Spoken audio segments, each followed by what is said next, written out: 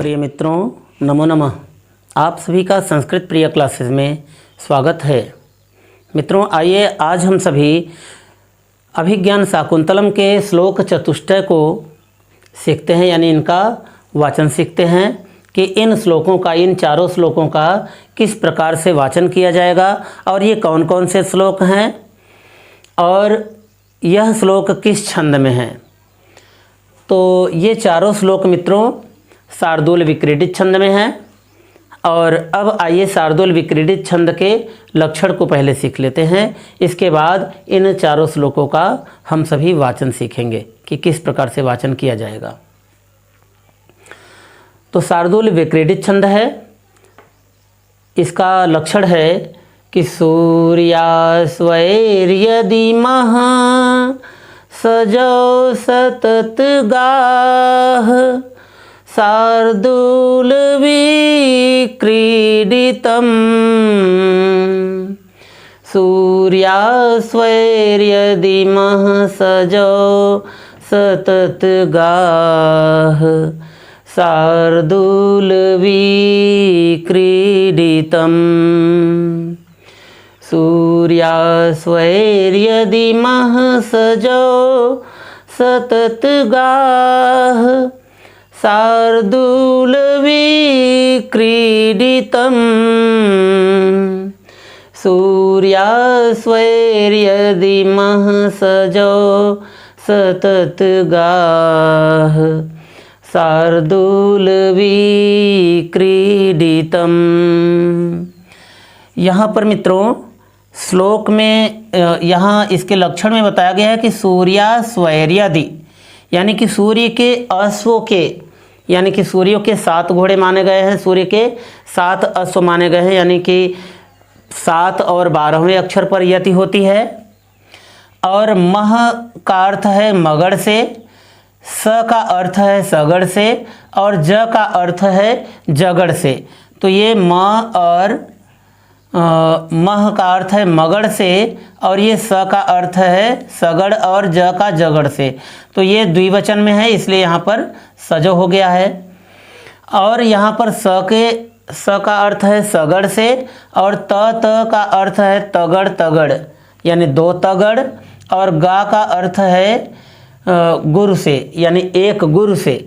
तो ये बहुवचन में हो गए, सगड़ तगड़ तगड़ और 1 गुरु। तो ये बहुवचन में होने के कारण यहाँ पर ये बहुवचन में विसर्ग लगाया गया है।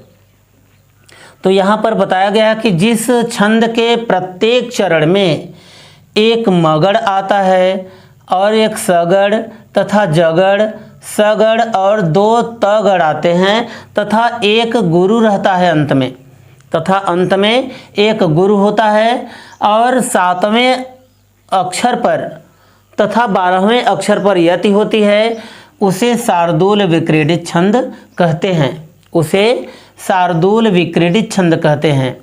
और इस छंद में, और इस छंद के प्रत्येक चरण में, इस छंद के प्रत्येक चरण में कुल 19 वर्ण होते हैं। कितने वर्ण होते हैं? तो कुल 19 वर्ण होते हैं। तो आइए इसकी हिंदी सीखते हैं कि जिस छंद के प्रत्येक चरण में क्रमशः मगड़, सगड़, जगड़, सगड़ और 2 तगड़ तथा अंत में 1 गुरु हो और 7वें तथा 12वें अक्षरों पर यति हो, उस छंद को, यानी उसे शार्दूल विक्रीडित छंद कहते हैं।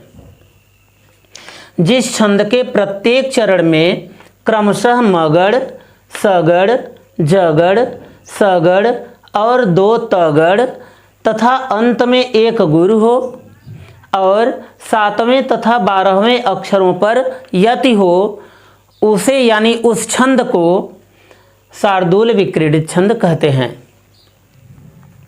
तो ये अभिज्ञान शाकुंतलम के चारों ही श्लोकों में शार्दूल विक्रीडित छंद का प्रयोग किया गया है। तो यहाँ पर आइए हम सभी अभिज्ञान शाकुंतलम के 4th अंक के 6ठे श्लोक का वाचन करते हैं तथा मित्रों साथ साथ आप लोग भी इस श्लोक का वाचन करेंगे ताकि अच्छे से याद हो जाएं। ये श्लोक परीक्षा की दृष्टि से बहुत ही महत्वपूर्ण होते हैं मित्रों, ये चारों ही श्लोक, और हर बार एग्ज़ाम में पूछे जाते हैं। तो इसलिए हम इन सभी का वाचन करेंगे और लिख लिख करके आप सभी इसको याद करेंगे। आइए इसका वाचन करते हैं। यास्यत्यद्य शाकुन्तलेति हृदयं संस्पृष्टमुत्कण्ठया, यास्यत्यद्य शाकुन्तलेति हृदयं संस्पृष्टमुत्कण्ठया, कण्ठस्तम्भितबाष्पवृत्ति कलुष चिन्ताजडं दर्शनम्, वैक्लव्यं मम तावदीदृशमिदं स्नेहादरण्यौकसः, पीड्यन्ते गृहीणः कथं नु तनया, विश्लेषदुःखैर्न वै। अब इसके बाद हम सभी अभिज्ञान शाकुंतलम के चतुर्थ अंक का ही ये 9वां श्लोक सीखेंगे। पातुं न प्रथमं व्यवस्यति जलं, युष्मास्वपीतेषु या, नादत्ते प्रियमण्डनापि भवतां, स्नेहेन या पल्लवम्। आद्येवः कुसुमप्रसूतिसमये, यस्याः भवत्युत्सवः, सेयं याति शकुन्तला पतिगृहं, सर्वैरनुज्ञायताम्। अब इसके बाद हम सभी अभिज्ञान शाकुंतलम के चतुर्थ अंक के इस 17वें श्लोक को सीखेंगे। तो आप सभी भी मेरे साथ बोलें। अस्मान् साधु विचिन्त्य संयमधनान्, उच्चैः कुलं चात्मनः, त्वय्यस्याः कथमप्यबान्धवकृतां, स्नेहप्रवृत्तिं च ताम्, सामान्यप्रतिपत्तिपूर्वकमियं, दारेषु दृश्या त्वया, भाग्यायत्तमतः परं न खलु तद्, वाच्यं वधू बंधुभिः। अब इसके बाद अभिज्ञान शाकुंतलम के इस चतुर्थ अंक के 18वें श्लोक को सीखेंगे। आप सभी भी मेरे साथ साथ अवश्य ही बोलें।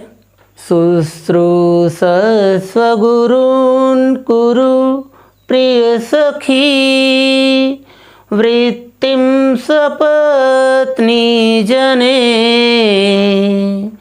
भर्तुर्विप्रकृतापि रोषडतया, मा स्म प्रतीपं गमः, भूयिष्ठं भवदक्षिणा परिजने, भाग्ये स्वनुत्सेकिनी, यान्त्येवं गृहिणी पदं युवतयोः, वामाः कुलस्याधयः।